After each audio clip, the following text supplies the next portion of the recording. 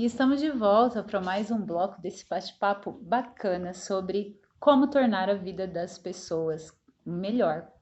Como ajudar as pessoas a serem mais felizes, como que você pode ser mais feliz, ter mais qualidade de vida, ser mais produtivo. Eu trouxe aqui, né, estou recebendo aqui hoje profissionais da área de desenvolvimento humano, da área de áreas diversas, para trazer então dicas e ferramentas e soluções para você.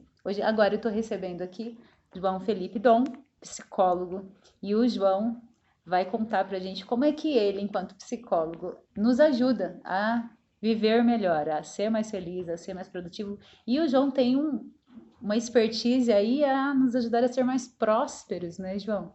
É isso? Fala aí um pouco de você pra gente. Sim, primeiro eu queria dizer que é um prazer estar aqui, um prazer também receber esse convite de participar desse projeto. Além de psicólogo de formação, eu sou empresário também, né? Então isso me ajuda a ter condições de também atuar nessa questão financeira, né? Sou especialista em ansiedade e eu estudei muito sobre isso no sentido de que 3 fontes principais de ansiedade são, uma delas, a finança, né? O dinheiro é algo que afeta bastante. A outra, relacionamentos e, por fim, saúde, né? Então, para ser especialista em ansiedade, eu tive que estudar essas outras áreas, né? Então, é nesse sentido que eu atuo desafiando a pessoa, o meu cliente, a questionar primeiro as crenças que ele tem, né, na questão da infância, que ele, né, criou muitas das vezes pela questão da criação dos pais e tudo mais, e, por fim, a ser próspero em todas as áreas da vida. O ponto-chave, então, João, da mudança é desafiar as crenças. É desafiar as crenças e eu acho que é governar sobre as emoções, né? Porque se você for observar, o brasileiro, principalmente, ele não tem muito domínio sobre essa questão financeira, né?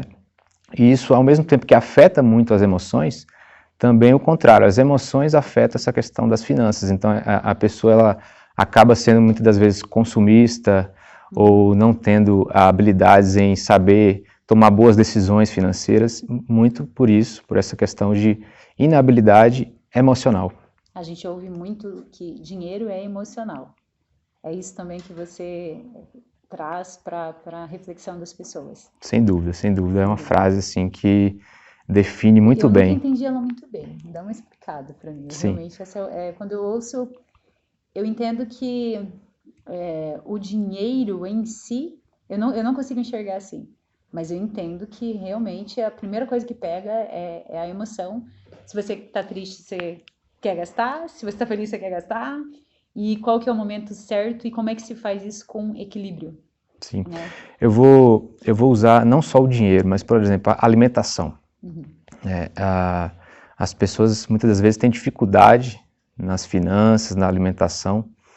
E se você for aprofundar, sempre vai ter um viés emocional. Porque quando a pessoa tem o emocional equilibrado, ajustado, ela vai ter uma tendência de não precisar mais comer aqueles alimentos que dão muito prazer, ou às vezes gastar, fazer compras, porque tudo isso é uma via de prazer, né? E o desequilíbrio emocional significa que você vai ter que deslocar essa falta de fontes de prazer para alguma outra área, seja ela financeira, alimentação e vícios em geral.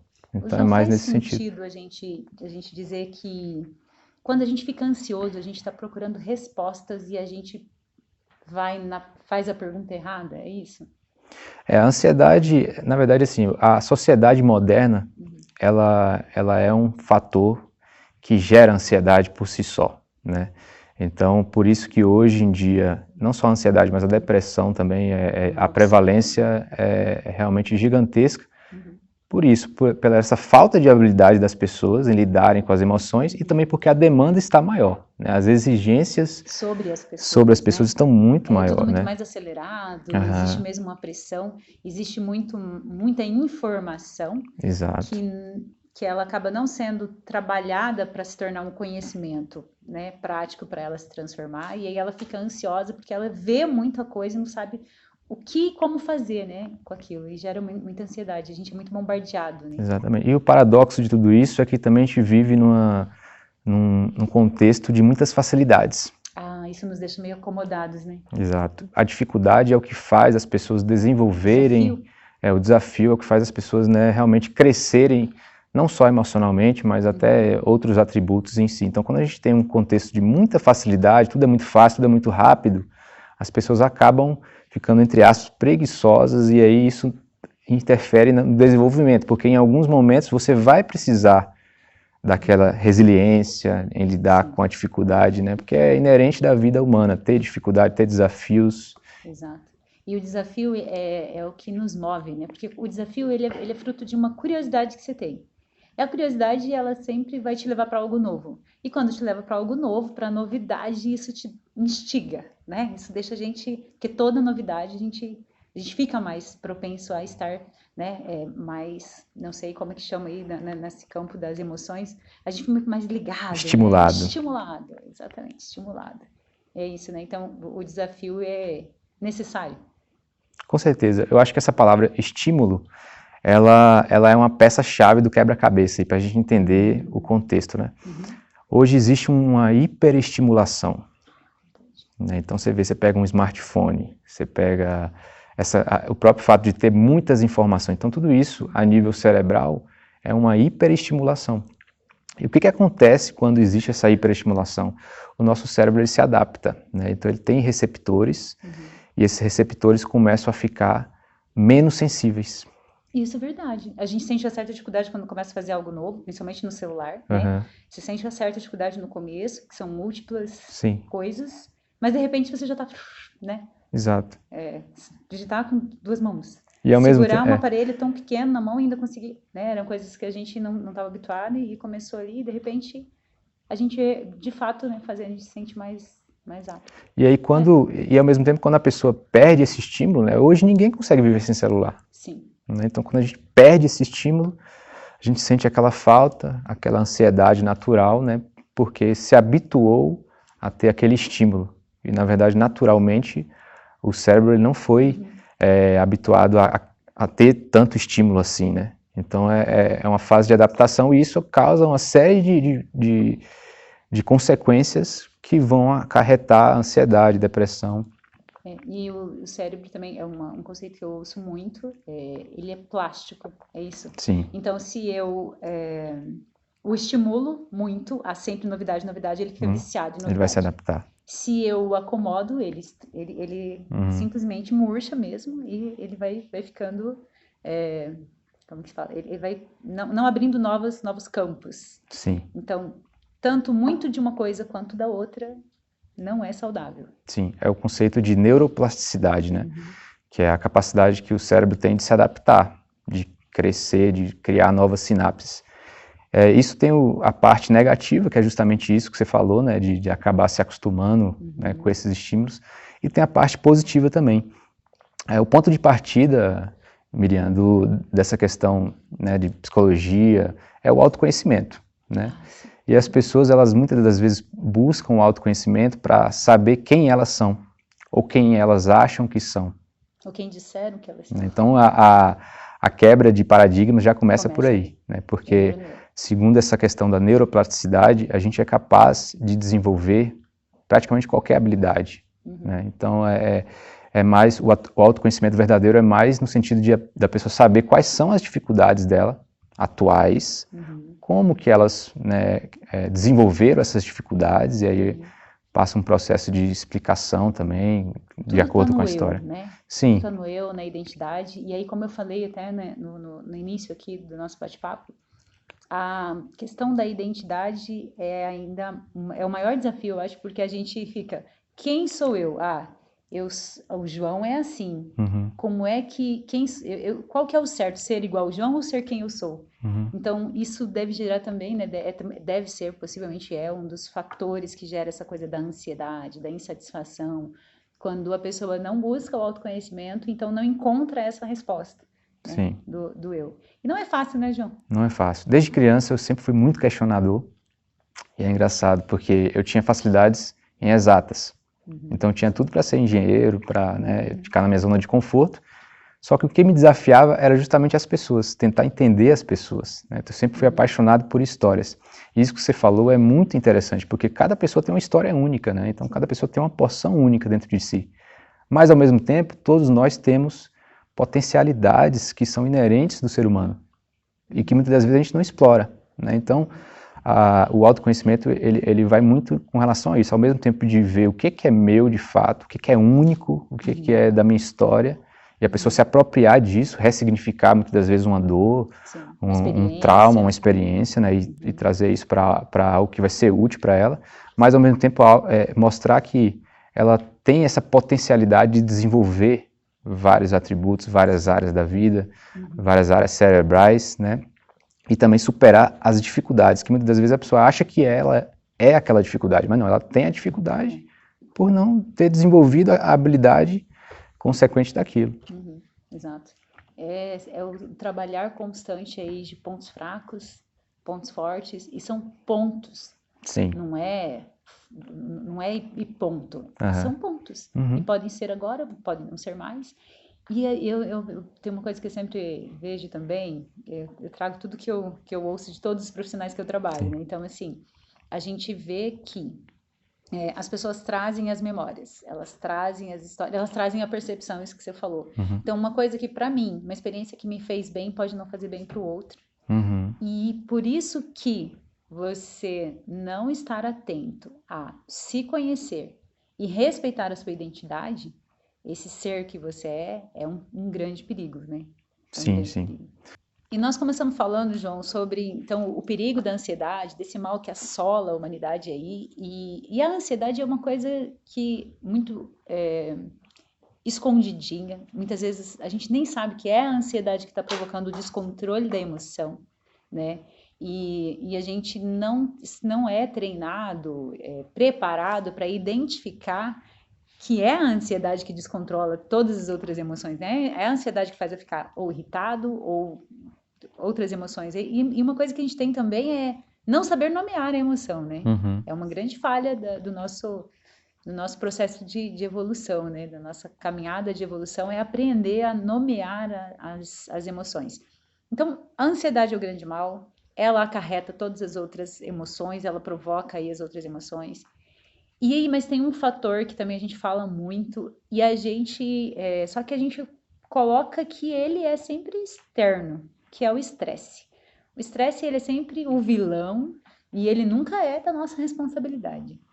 É isso que acontece no comportamento humano, é assim que você, como profissional, vê quando o profissional chega em você, é isso mesmo que ele traz? Essa relação com a ansiedade e o estresse de a ansiedade está escondida, nem eu sei, o estresse é sempre o outro, o externo ou um fator. É isso mesmo que as pessoas trazem? Na verdade, tanto o estresse como a ansiedade, as pessoas, de uma maneira geral, tendem a terceirizar. Então, eu estou ansioso porque eu vou fazer uma apresentação, estou ansioso para justificar. Então, faz parte do meu trabalho, antes de mais nada, primeiro, tirar a pessoa dessa condição de terceirizar, né, a responsabilidade. Então é uma autorresponsabilidade, porque a gente não tem poder sobre mudar o outro, ou de mudar muitas das vezes condições, fatores externos, né? A gente tem poder de lidar com relação aos fatores e às pessoas, né? Mudar a forma como a gente recebe isso. Então, fazer essa transição é um dos pontos de partida. E o outro se refere a o que eu percebo, assim, de uma maneira geral, as pessoas estão vivendo muito no automático. Né? Então, elas fazem as coisas meio que sem pensar, porque no automático você gasta menos energia e as pessoas estão economizando sempre energia. O cérebro, ele sempre vai tender a economizar energia. E o processo de autoconhecimento, de terapia, ele é justamente o contrário, é tirar a pessoa do automático para o manual, ou seja, um processo de reflexão. Você começa a pensar sobre as coisas. Né? Então, a autorresponsabilidade, você para de terceirizar para os outros, e o outro, autoconhecimento e reflexão. Né? Intencionalidade. Intencionalidade, exato. E isso consiste também de você saber identificar suas emoções, né? Nomear as emoções, igual você falou. Né? Nomear. Então, tem um filme, não tem? Das emoções, que aí eles apertam o botãozinho. Divertidamente. Divertidamente, muito bom esse filme. Aí aperta o botão do, ei, vou desligar aqui a alegria. Sim, né? sim. E então é possível, a intencionalidade é isso que ela faz. Opa, vou desligar esse botãozinho aqui, né? E vou lá e aperto ele com alguma ferramenta, é isso? Sim, mais ou menos isso, mas eu diria que essa intencionalidade vai muito assim, de primeiro ela observar, de passar a olhar para si e olhar para as coisas de uma maneira reflexiva. né, questionadora, questionar por que que eu faço isso, né, por que que eu tenho esse comportamento, por que que eu tenho essa emoção. E ela, através das perguntas, começa a achar respostas, e as respostas é que vão, né, direcionar para que ela consiga ter um certo domínio sobre as emoções. Você estava falando aí dela fazer perguntas e eu fiquei pensando, bom, realmente a gente vive num constante diálogo interno, né? O tempo inteiro eu comigo. Só que a maioria das pessoas e na maioria das vezes esse diálogo interno é negativo. A gente passa mais tempo julgando a emoção, o sentimento e as coisas externas do que autorresponsabilidade, do que avaliando, do que uma conversa avaliativa com você. Por quê? O que é? Isso, isso. É um diálogo que, de certa forma, é improdutivo, né? Ou contraproducente. E aí o psicólogo ou o profissional que vai interferir nisso, ele vai questionar esses padrões, né? Por que que você tem esse padrão negativo, né? E, de uma maneira geral, o processo final, a pessoa tem que fazer isso meio que sozinha. Ela não deve precisar mais de um terapeuta, né? Tanto que faz parte do meu trabalho não só ajudar ela com a demanda que ela me traz, mas também fazer ela ser uma pessoa autônoma, né, que não dependa mais de mim. Então, ao mesmo tempo que eu ajudo ela, mas eu também vou falando, olha, você não vai precisar de mim no futuro, né? Isso, exatamente. Né? A menos que venha então, ela passe a ter essa habilidade, porque é uma habilidade construída, né, de fazer as perguntas corretas, de ser uma boa questionadora e não ficar com esse diálogo que muitas vezes não leva a lugar nenhum, né? Exatamente. E quando ele é negativo, quando ele é contraproducente mesmo, quando é você sendo inimigo de você mesmo, não vai mesmo levar a lugar algum, né? Eu acho que a gente teria muita coisa ainda para falar, precisaria de muito tempo. Mas a ideia hoje, João, é a gente trazer mesmo um panorama, a gente começar essas conversas aqui e ampliar, levar ainda mais longe isso, de trazer luz. A gente já fala muito disso, de iluminar as pessoas, a alertar, a despertar, para olharem mais para si e olharem com uma intenção, com um objetivo, com um propósito. Não o olhar egoísta, né? O olhar egoísta, ele não vai levar você a lugar algum. Aquele olhar de, só tô olhando porque eu quero ficar melhorzinho comigo, né? Sim, você vai ficar melhor com você, para que depois você seja melhor com o outro, e é assim que a vida flui.